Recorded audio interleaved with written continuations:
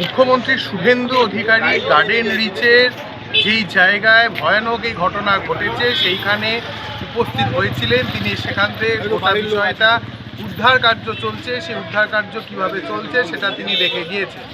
এলাকার স্থানীয় বাসিন্দারা যেই জিনিসটা বলছে যে আজকে বুধবার সকাল 9:30 নাগাদ গার্ডেন রিচের এই নির্মীয়মান গোডাউনটি হঠাৎ করে ভেঙে পড়ে।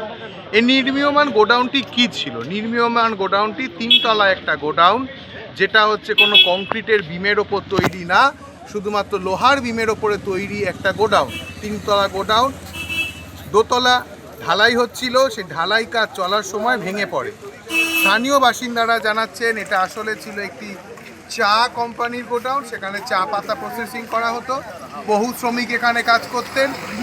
প্রাথমিক অনুমান, এখনো পর্যন্ত সরকারি কোনো তথ্য পাওয়া যায়নি, প্রাথমিক অনুমান 50 থেকে 60 জন মানুষ এই ধ্বংসস্তূপের তলায় পড়ে রয়েছেন।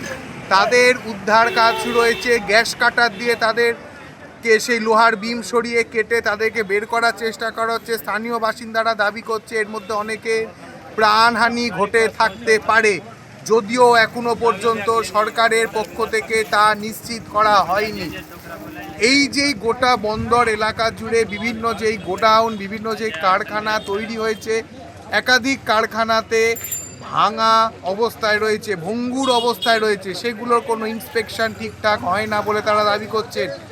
অনৈতিকভাবে গোডাউন তৈরি হয়েছে, অনৈতিকভাবে কারখানা তৈরি হয়েছে, সেই দাবিও মানুষজন করছেন। সরকারের পক্ষ থেকে বিপর্যয় মোকাবিলা দল, দমকল, কলকাতা পুলিশ, একাধিক দল কাজ করছে। আহতরা এখন আহতদেরকে অ্যাম্বুলেন্সে করে নিয়ে যাওয়া হয়েছে এসএসকেএম হাসপাতালে। মৃত যারা মনে করা হচ্ছে তাদেরও এসএসকেএমে নিয়ে যাওয়া হয়েছে বলে এখানে দাবি করা হচ্ছে। এক কথায় বলা যেতে পারে গোটা যেই অবস্থা এই গার্ডেন রিচ চত্বরে হয়েছে তা ভয়াবহ। পোস্তা উড়ালপুল ঘটনা এবং তারপরে আমাদের মাঝেরহাট সেতু বিপর্যয়ের পরে গার্ডেন রিচ পোর্ট এলাকায় ভয়াবহ এক ঘটনা ঘটল, যেখানে একাধিক মানুষের প্রাণহানি এবং আহত হওয়ার ঘটনা ঘটেছে। সকাল থেকে দেখে মানে ঘটনাটা কি ঘটেছিল এই সময় ছিলেন? আচ্ছা, আপনার নামটা কি? সোনু প্রসাদ। সোনু প্রসাদ। আচ্ছা, কি হলো এখানে?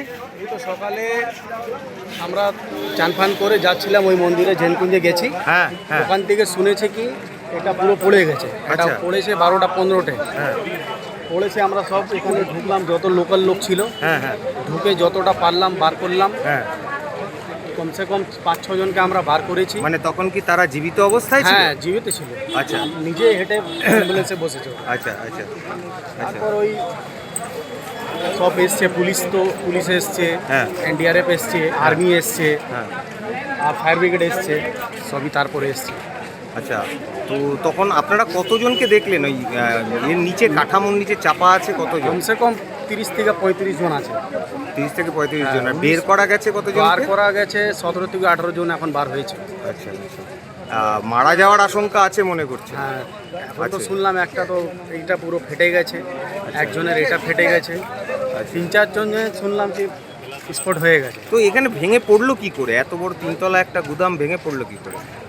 এটা তো এত লোড দিয়ে দিয়েছিল, 2 ফ্লোর রেডি ছিল, 3rd ফ্লোর রেডি করছিল। হ্যাঁ।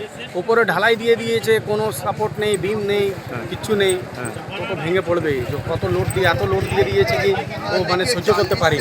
এই ভিডিওটিকে লাইক করুন, আপনার গুরুত্বপূর্ণ মতামত কমেন্টের মাধ্যমে আমাদের জানান এবং আমাদের চ্যানেলের ভিডিও সবার আগে দেখার জন্য ইউটিউবে গণশক্তিকে সাবস্ক্রাইব করুন, ফেসবুকে ফলো করুন এবং শেয়ার করুন আপনার পরিচিতদের মধ্যে। আমাদের চ্যানেলে আপলোড হওয়া ভিডিও নোটিফিকেশন পেতে বেল আইকনটি ক্লিক করতে ভুলবেন না।